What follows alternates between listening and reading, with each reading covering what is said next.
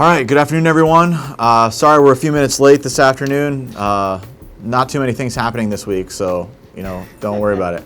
We're going to get into teacher pay and things like that, but first we want to update really briefly on what the status of school safety is. Gabe has that, so Gabe, why don't you tell us what's up with school safety this week? Alrighty, hello everybody.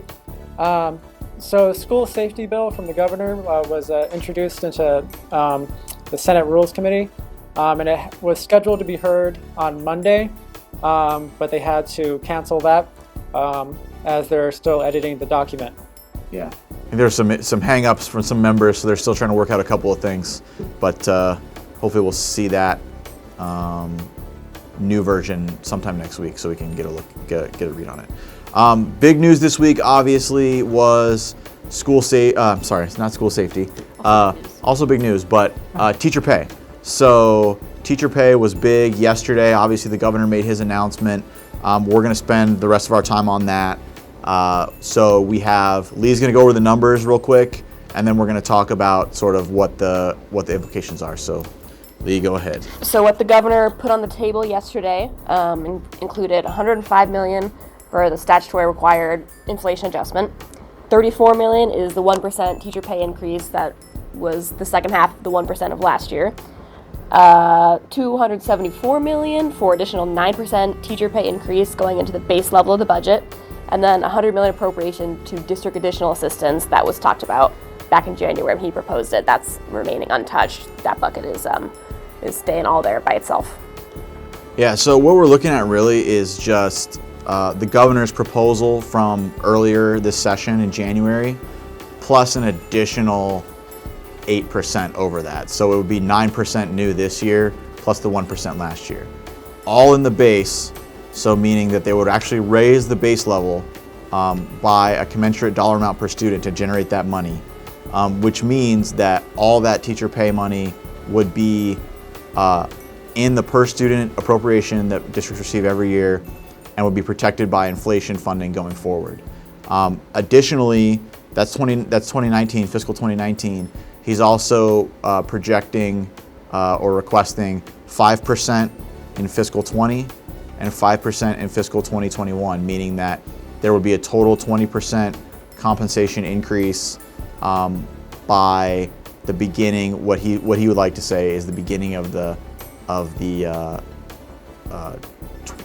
calendar, or by the end of calendar year 2020. The fiscal 2020-21 school year would be the last part of that increase. So it's generated a lot of controversy about funding sources and things like that. We'll delve into that a little bit, but the thing that is key for ASBA is that it really has nothing to do with who's governor or what's good if it's an election year or not an election year. Our membership through the Delegate Assembly was pretty clear that when it comes to teacher salary increases, we wanted ongoing appropriations in the base, which is what is on the table. We wanted additional money beyond teacher salary increases for district additional assistance to help start restoring that formula. That's on the table. We wanted all of that to be separate from inflation, because per the deal we made for Prop 123, inflation is no strings attached, not subject to direction by the legislature or the governor's office, and that's also on the table. So all in all, from an association policy perspective, we felt like that is something that we needed to say is a good thing, that would say we support. And so that's irrespective of which party governor is offering it, whether or not that's good for him politically. Those are considerations I guarantee you that his office is making. He is an elected official after all, just like everybody at the legislature is. But the association is coming at this from a policy perspective. And so that's why we decided to be at the press conference yesterday, because regardless of party, we feel like we have to acknowledge the efforts of elected officials when they do and put forward the kinds of things that we would like them to do, like increasing teacher pay in the manner that we just described. As for some of the issues that have been brought up over the last 24 hours, funding sources is one. This is intended to be funded by state revenues, current state revenues. That includes future revenue projections that are looking rosier than they were in January. That includes the governor abandoning some of his other priorities and negotiating against the legislature for some of their priorities. He's going to have to go down there with probably a bigger stick than them and try to get them to give up some of their priorities to do this. And then the last part is, this is part of the regular budget process now. So every year we have to go through and reconcile revenues in, expenditures out. And so they're going to try to make some judgments about where the money comes from and doesn't go to other places, just like in other years has been done for K-12, or to K-12, I should say. So that is the issue. And the other one is sustainability, right? It's a big lift to do this.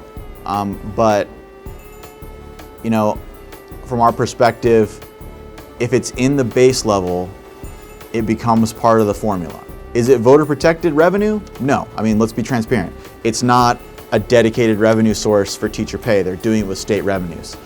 But by putting it in the base level, it becomes part of the formula projections, not a sideline item, nothing like that. It's now in there. And then every year when JLBC does their projections for next year's budget, it will be, this is the K-12 formula. Here's the inflation factor based on the K-12 formula, and all of this will be baked in. So, there's always the issue of future economic conditions that exists in state government all the time. So that is always an issue that's ever present out there.